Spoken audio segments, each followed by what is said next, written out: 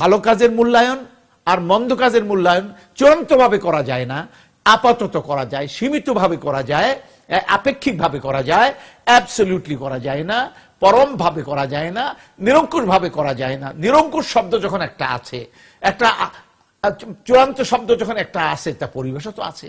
সেই পরিবেশ চলে আখিরাত, সেখানে চূড়ান্ত পরিণতি জীবনের, চূড়ান্ত বিচার সেখানে, চূড়ান্ত আদালত সেখানে, বিচার করবেন আল্লাহ, চূড়ান্ত রিমান্ড হবে সেখানে।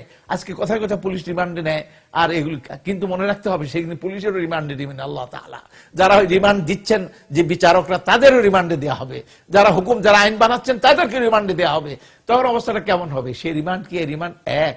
সেই যখন ফেরেশতারা যখন শাস্তি শুরু করবে, লাঠি পেটা শুরু করবে, জাহান্নামে ফেলবে, আর যখন জাহান্নামের আগুনের মধ্যে পোড়া লাগাবে, শেক দিবে, তাদেরকে তার বিভিন্ন ধরনের শাস্তির সম্মুখীন করা, তখন রিমান্ডটা কেমন হবে মনে করেন?